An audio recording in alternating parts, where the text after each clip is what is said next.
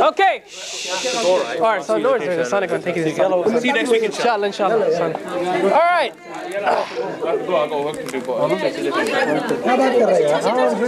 Okay, guys. Okay. Okay. So I need one representative. I need one representative from the guys and one representative from the girls. Hey, who's the representative from the girls? You are? Okay. So they're about, I'd say, let's just see. So we've got this one here.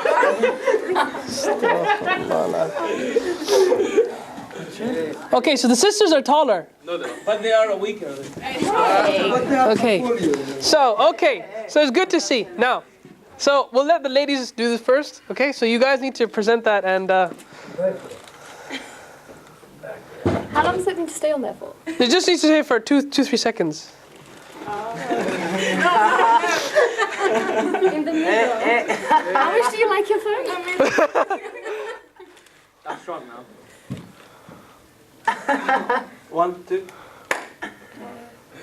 1, 2. Okay, so you guys can't do it. I need a representative. Prezi? Okay, you do it. Just stick it. Stick it in. Stick it. Yeah. Stick it in vertically.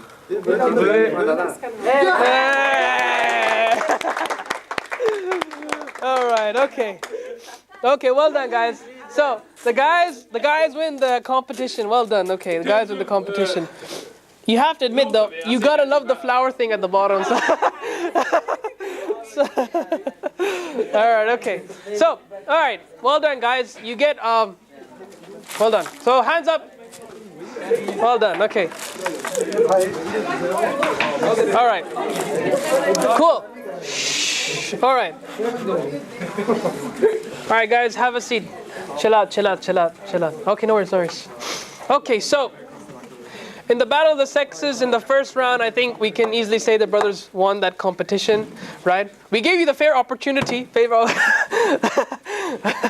Inshallah, maybe the next game, inshallah, we'll see how it goes. Right. So in the first half, we dealt with the relationship with God.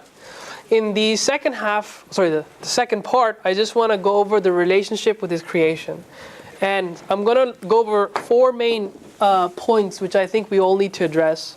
Now, because I think even Muslims, unfortunately, sometimes they're not even aware of what our rights are. So you have to understand there's a scholar by the name of Mufti Taqi Usmani. He's one of the leading scholars of Pakistan. Very big scholar, very, very big scholar. He was once the Grand Mufti of Pakistan. And he mentioned that if you take the whole Sharia, if you take the whole legislation of Islam, and if you divide into 4 books, only one of those books is about the rights between you and God Himself. The rest of the 3 books are about the rights between you and His creation, showing you a lot of emphasis that at the end of the day we have a lot of rights which we need to fulfill with regards to His creation. And there's 4 main ones, right? The first is people. Okay, we need to show we have rights on people. That's the first thing. And that can be divided into 2 parts. We've got Muslims and non-Muslims. And I specifically want to talk about our relationship with non-Muslims because we have a lot of extremists, unfortunately, who have spun that the wrong way around. And I want to clarify that today. We've also got rights on animals. And this is where we really go down. We don't understand that we have a right upon animals as well. And number 3, we have a right upon the environment as well. We've got a right upon the environment. And we're going to hopefully explore these 3 relationships. So there is a tradition. There is a tradition in the hadith, the Islamic traditions. It mentions that if you don't show mercy to the creation on earth, the one in the heavens will not show mercy to you. If you don't show mercy to the creation of earth, the one in the heavens will not show mercy to you.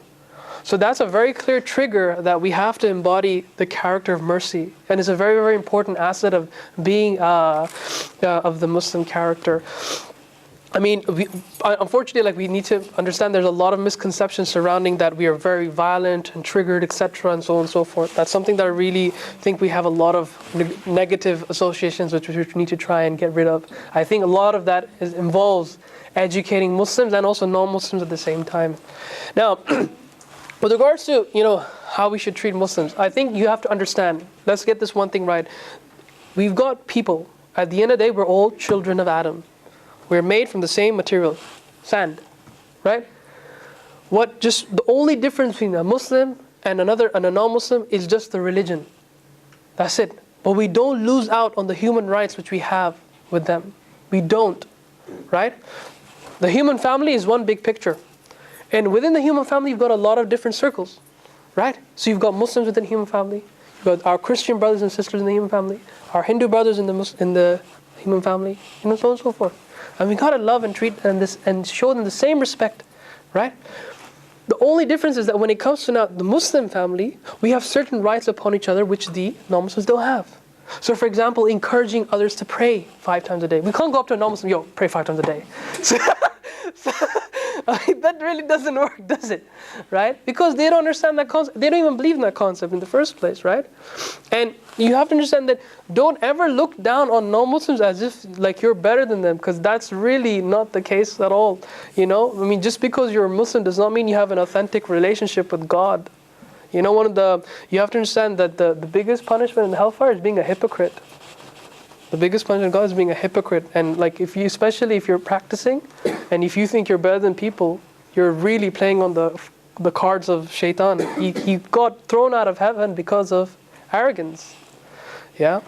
So let's just quickly talk about, there are many stories about, how we should treat Muslims, etc. I don't want to go over much on that because I think we can easily access that.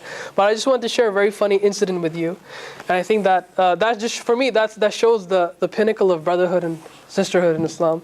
So there, you have to understand that in the companions, right, the companions of the Prophet, they were tied up. So they always had like a best buddy system, like a pal system, right? And there were 2 companions, Salman al-Farsi and Abu Dhar. These 2 were like the best friends, one of the best friends that he had amongst the companions. So this is a very funny incident. And for me, like, it's so beautiful. It shows the brotherhood that exists in that time. Salman al-Farsi, he wanted to marry this lady, right?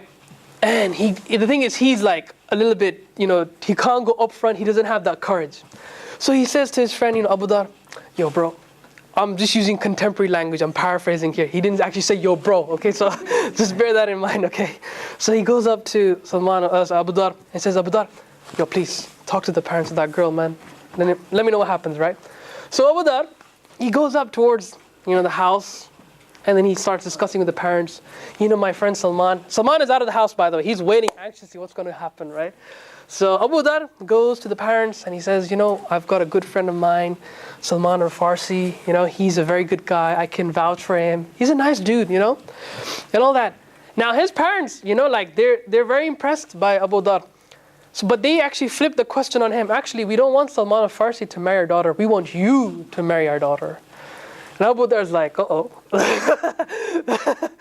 But he thinks about it and he knows that the lady is quite pious. She's quite virtuous as well. So he accepts, right? On the blind rush, he accepts. On the blind rush, he expects. Because this is a very pious lady, etc. And he really wanted to marry her. He just decides on the spot. Now, when he leaves the house, suddenly it just hit him. Salman is waiting outside of the house. What on earth am I going to tell him? This is like, those melodramatic Indian movies sort of things, So he's going out and Salman al-Farsi is right there, looking all anxious and anticipated. And Salman says, so how'd it go, man? How'd it go?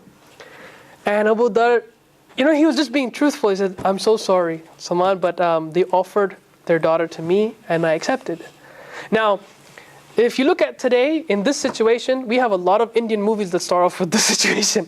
A lot of Indian movies, right? 2 best friends, they get split up because they like the same girl or whatever the case. And for me, the response which Salman gave, the response was absolutely brilliant. He said that, no, I'm sorry.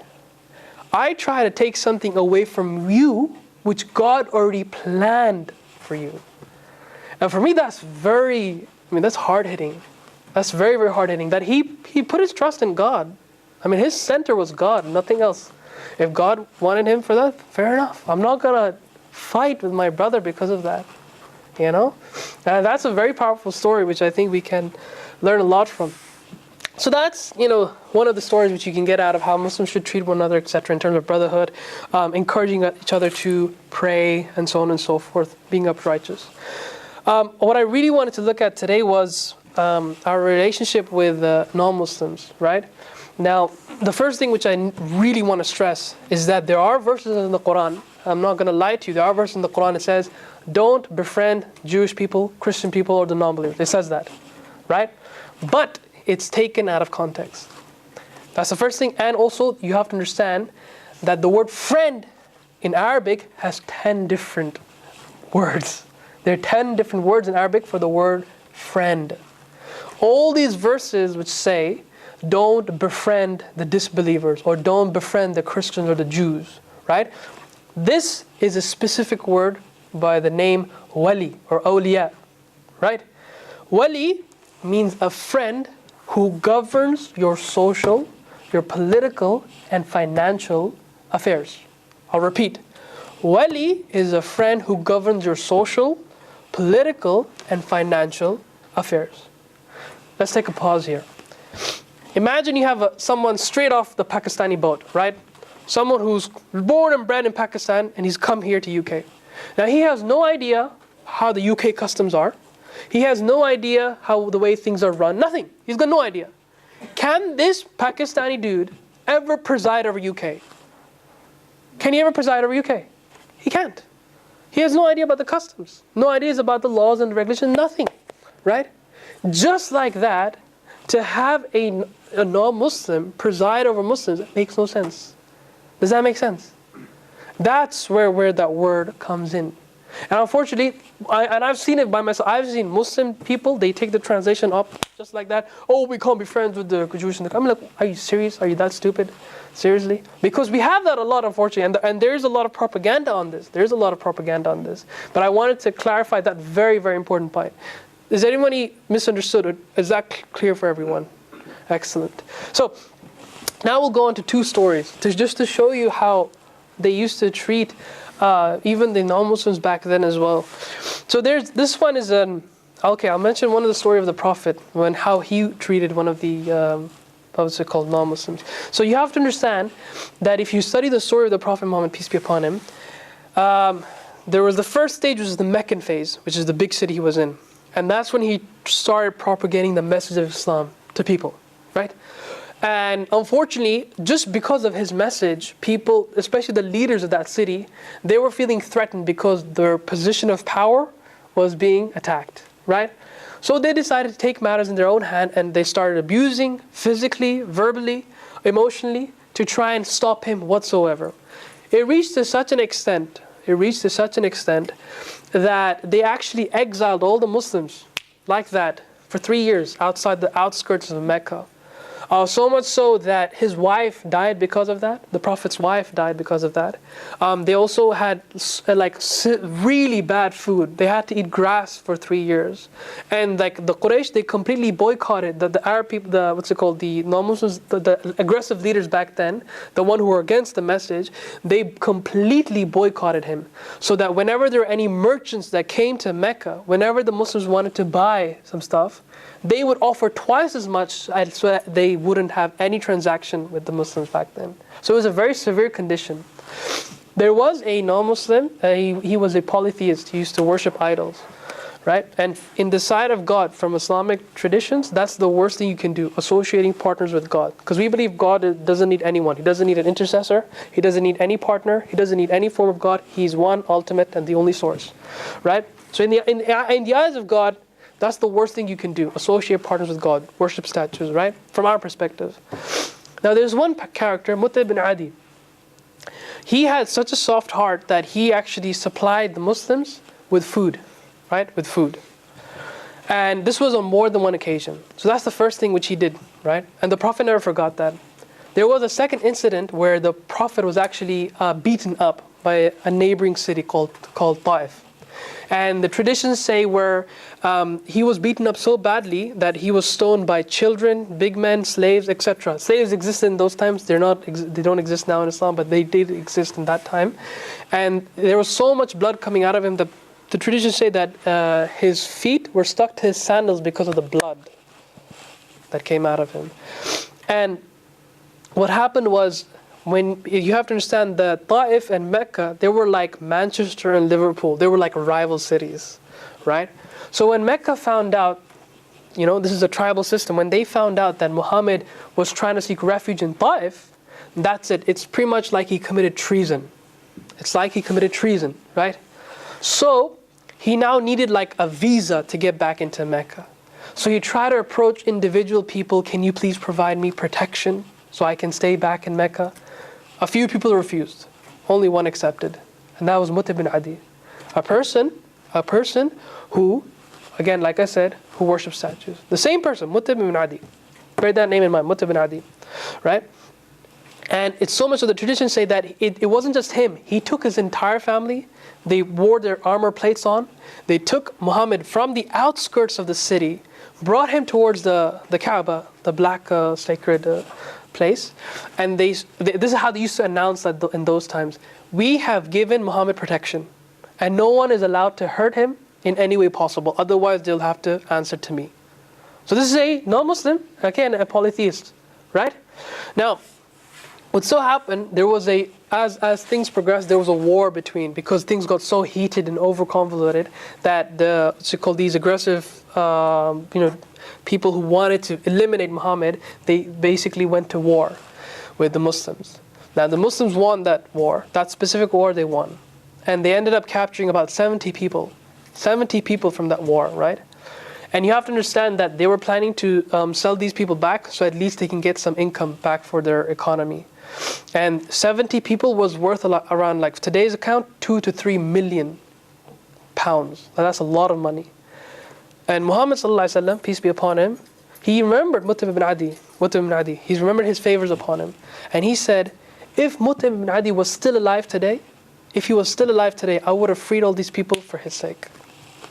I would have freed all these people for his sake because of the kind treatment he showed me.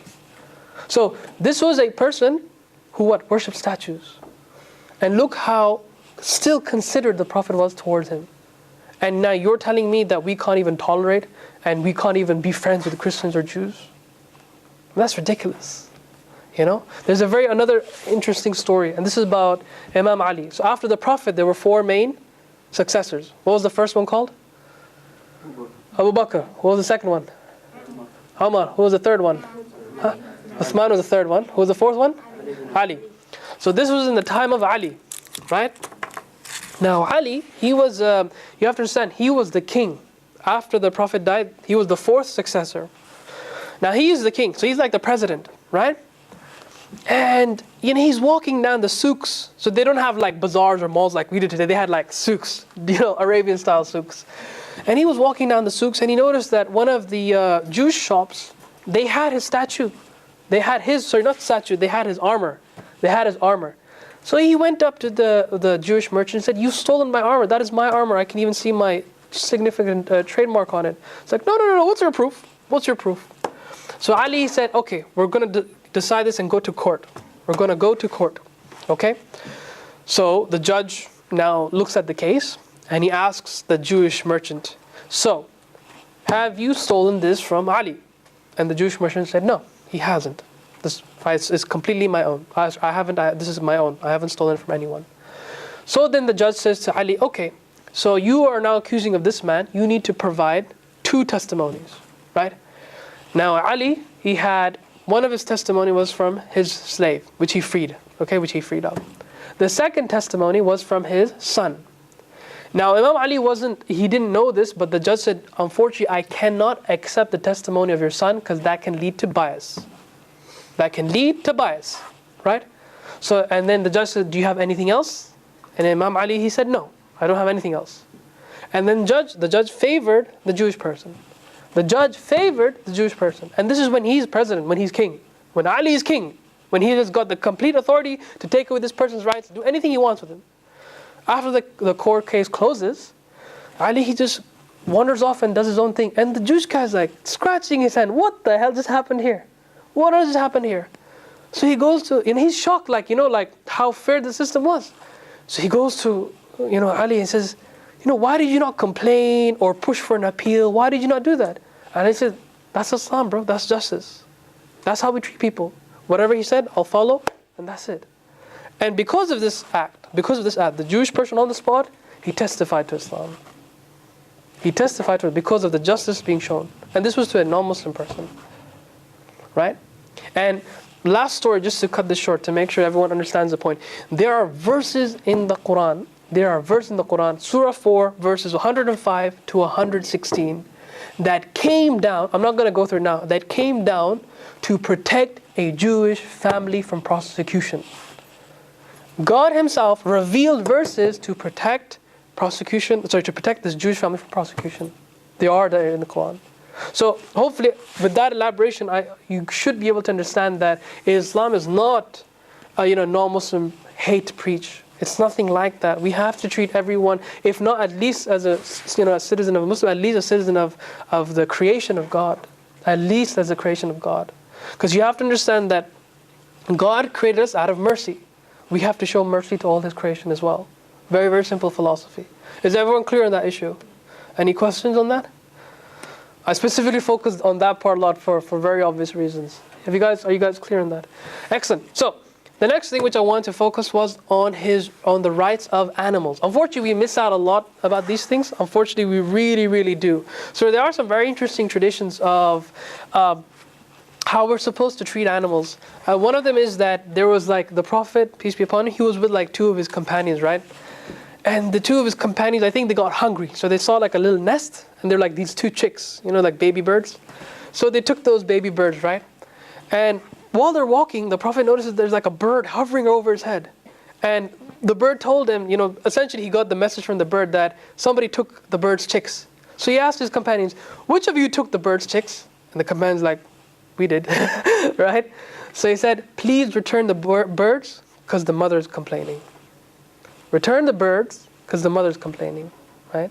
Very obvious treatment of the creation of God as well. There's also a very interesting tradition where Islamic tradition, it's a hadith which says that if you do any harm to an animal, it's as if you harmed a human being. It's as if you've harmed a human being. Unfortunately, any of you from the Middle East? Have any of you from the Middle East? One or two? Okay, right. So I'm from Kuwait, right? And unfortunately, we have a lot of sometimes stupid people who exist there, right? And I've seen it with my own eyes. Where these stupid little kids, about this high, they've learned how to smoke by the age of 3. Seriously, these guys are on the worst account possible. And in front of me, they took a dog and they literally cut off its tail. They cut off its tail. And there's a video which for me was so I was maybe I can find it here. 1 second. Okay, no, okay, never mind. Okay. All right, okay. So and to be honest, I was literally about to swear at this character, but this one guy, he took a donkey towards these cliffs which you've got? Those cliffs which you've got, right? So this, I don't know where it was, but I felt so frustrated and it's so I don't know, I wanted to kill this man. But what he did was there was a donkey in front of him, and he put it on fire and then kicked it off the cliff. And for me, that's disgusting. How can you justify that on the Day of Judgment? Yeah, exactly. I mean, that for me is sickening. And the thing is we need to be a bit more proactive and a little bit more educated about how we're supposed to treat animals. Seriously, I know Russell Brand. He has a very interesting philosophy. Russell Brand. So I feel he's one of the best non-Muslims who reflects Islamic ideologies at some point. But he says that even if there's a fly in my room, I don't harm it. He's just living his life. Let him be. I mean, that's quite an interesting quote, even from Russell Brand, So I think that's how we should be getting it as well. So that's animals, right? That's animals. The final thing that I wanted to talk about was the concept of looking after your environment. The environment that you're in, the earth that you're given, that will testify either for you or against you on the Day of Judgment. Because how well you treat the resources, the water, and the grass, and the trees, they'll all be witnesses either for you or against you on the Day of Judgment. And one very interesting point which I thought I should mention because I don't think many people know this. So, brothers, I just want 5 brothers, line up. Just 5 brothers, stand up. Okay, so, stand here. Only 5? Yeah, so face here. Yep, come here. Yep, come here. All right, just stand up, man. It's not a show. You're not gonna strip naked or anything. Just come up. Okay, so come here, right? Okay. One more.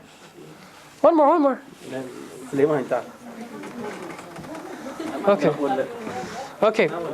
So look at this, right? Okay.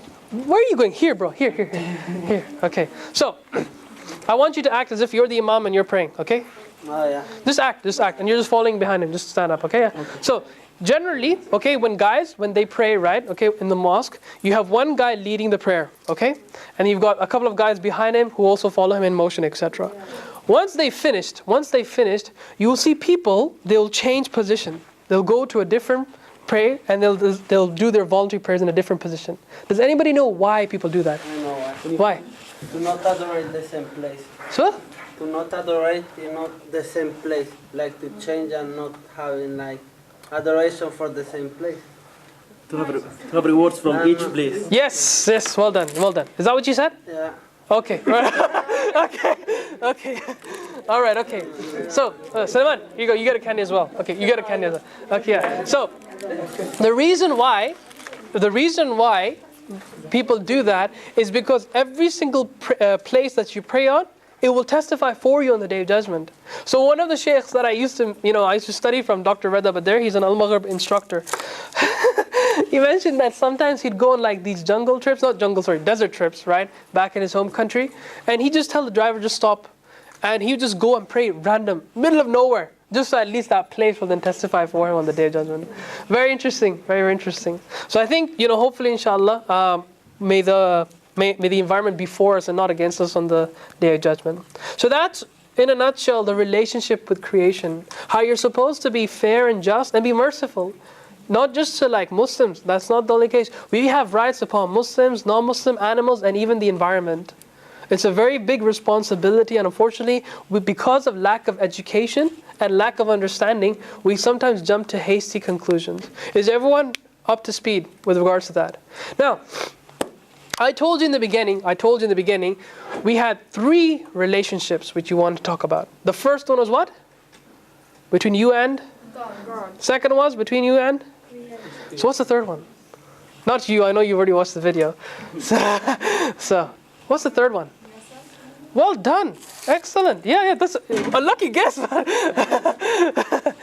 You and yourself. You have a relationship with you and yourself. So, how do you come across this? In in several different verses, it says, "Don't do dhulm to yourselves," which in translation means, "Don't do wrong to yourselves." But wrong is not the best translation of the word dhulm. Dhulm actually means an oppressor. Don't be an oppressor to yourself. How are you oppressing yourself? Using drugs, alcohol, getting that kind of stuff. Getting that kind of stuff. But how does that oppress you?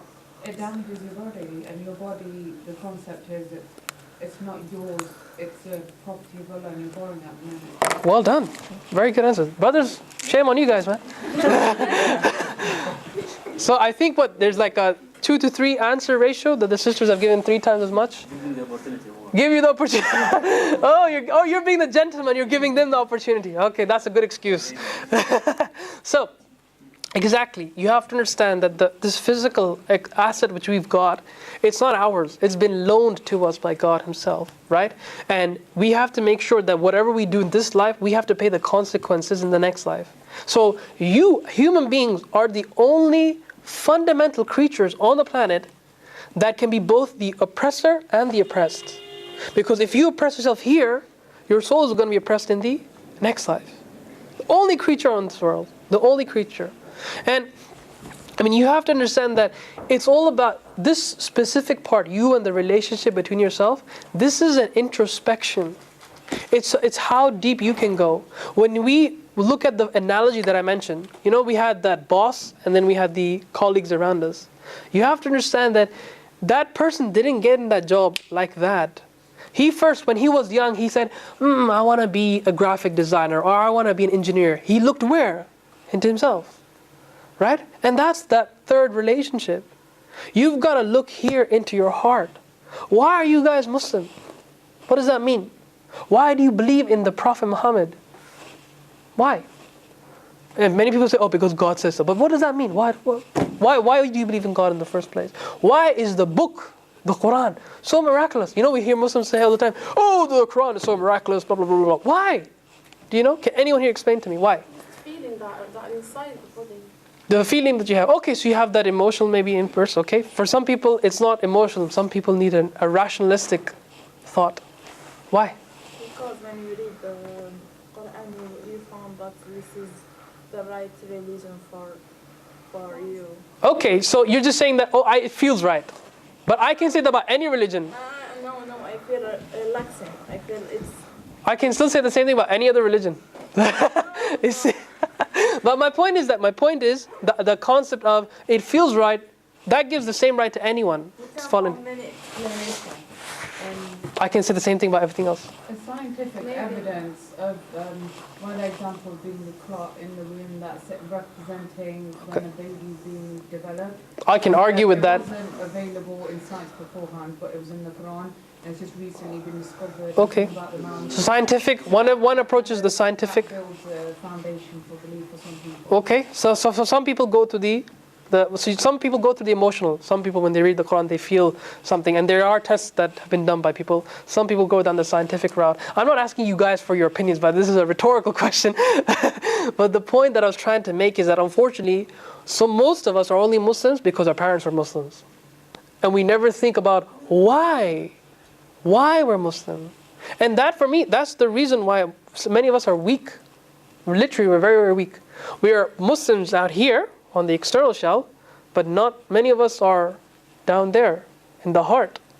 And that's a fundamental problem for me. I think Muslims really need to be a bit more introspective. They really need to understand why do I believe what I believe? What makes me a Muslim? Is there any benefit? Because otherwise you're leading a life of self-hypocrisy. Born in Muslim. Sorry? Born in Muslim. Okay. I said there's I've been listening before. They said if you start asking these questions, make you feel like you are in kufr. Who said that? I just hearing that. No way! You have to. Yeah, no. I would highly disagree with that. For example, when you start saying who's God and why that, why this, it's like you're just becoming. Yeah, because if you just ask yourself this question, maybe you will go out from the religion. Yeah. I understand. I mean, the thing is, like, you have to understand. You need to make sure that you can convince yourself why you're Muslim. You don't need to convince me. I'm not asking for your justification. I've got a different experience to you guys. You have your own individual lives. I'm not asking why you believe. I'm saying, have you convinced yourself why you believe? That's the question. You see, that's the question. That's the point. And this is where it needs to go here. It needs to go in the heart. Otherwise, you're literally living a plastic life. Seriously, like a Barbie doll. You're just a Barbie on the outside, empty on the inside. That's what Barbie dolls are. They're very beautiful on the outside, empty on the inside, right? You've got to make sure that you can actually convince yourself and look into yourself deep enough that you can say, hang on, actually that does make sense. Actually, now I know why. What are my starting points of why I'm a Muslim, why I believe in this religion? And, and I'm just saying from my experience, when Islam hit me personally, when it hit me, I realized, oh my days, I've been wasting out so much on my personal time. Because for me, this is the most valuable thing that I've got. It isn't like money, wealth, or whatever. It's this philosophy, this religion. Because it's so holistic. I'm telling you my experience. Yeah. It's so holistic and it's just so entertaining from many different angles that I feel like it's one of the most perfect solutions that exists out there. And it covers literally like every single microscopic detail. I mean, one of the best ways to assess a book, the effect of a book, is to see how radically it changes people. So you have things like Homer and like the Greek philosophers, etc.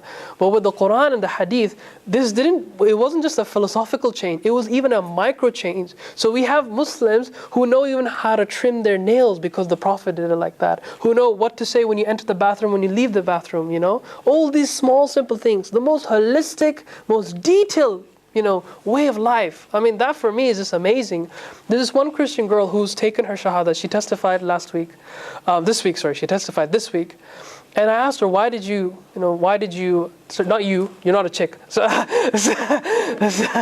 this is back in Nottingham. So I asked her, why did you convert? She's a Christian, by the way, she's a Christian. I asked her, why did you convert? She's like, I feel like Islam gave me a structured method of worshiping God. And that was her reasoning. That's what she felt. and fair enough, that's her reason, alhamdulillah, it's fine. So I think and I agree with her, it's a very structured religion, it's got everything you need in the inside. Sometimes things don't make sense. Sometimes things don't make sense. So there's a difference about questioning Islam, and there's a difference about questioning about Islam. So, like I said, there's some things which you can never answer. So for example, if you ask, how do you pray? I think, scholars will tell you, you do this, etc. You do the whole mantra, etc., right? You do that. But if you ask why 5 times a day, no scholar in the world will be able to tell you that. Because that is his decision. Similarly, how much are we supposed to pay on the zakat? How much? 2.5%, right? We know how to pay zakat. We know how to calculate it from our savings, etc. We know how to do it. But why 2.5? Why not 2.51? Why not 2.49? Or why not 3? No one can answer that. Absolutely no one. Because that's his decision. So once you understand the limitations of how far you can question, and once you understand what is the framework that Islam is giving me, maybe that will be a much more holistic understanding of how we can approach it. Does that make sense to everyone? That third relationship. You and yourself. That's a very, very important relationship. So to summarize the whole thing, we've got 3 relationships which we need to work on. You and God, you and His creation, you and yourself. In terms of this whole thing, you have to understand the most important is which one? Sorry? First one, you and God, right? Because, why? Because the second and the third are temporary. That first one is the thing that will determine your success. That first one will determine your success. And for me personally, the belief in God makes my life so much more easier. Because when now bad things happen to me, we have this, what is the 6th pillar of Iman? Predestination. Everything happens because God, made it that way, right? So before, I was a very temperamental child. So I would swear a lot. I would get very angry very, very quickly. So when in Kuwait, the closest city that we have basically to get to anywhere from anywhere, maximum 15 minutes by car. So Kuwait is a very small country, like a dot on the map, right? So if I want to go from one city to the other, it only takes 15 minutes. When I came to UK the first time, and the train instructor said 2.5 hours, I'm like, what the hell is wrong with you? Seriously, I couldn't believe that it would take 2.5 hours. I know for you it's normal. For me, it was a culture shock, right? So I didn't know what the hell was going on. So for me, I got very angry, why does it take 2 hours, etc. That was frustrating to me, But when you start realizing, okay, maybe God has a better plan, a bigger plan, that trust on God makes everything so easy to digest and follow, and allows you to have so much more patience internally. So that's the end of this talk. I hope it clarified a few things, it edified a few things, and hopefully you can take a lot that can help you practically on the future steps that you take. Do you guys have any questions or anything to add or any comments that you want to interplay? No? Okay, I'm here afterwards, inshallah. I'm here till about, I'm here for another hour. So if you guys have any questions, just let me know, inshallah. Jazakallah khair. Thank you. Assalamu alaikum.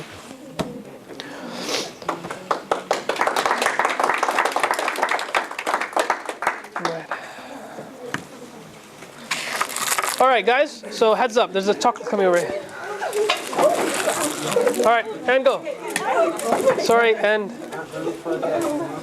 Okay, give me. I'll take it. I'll take the chocolate.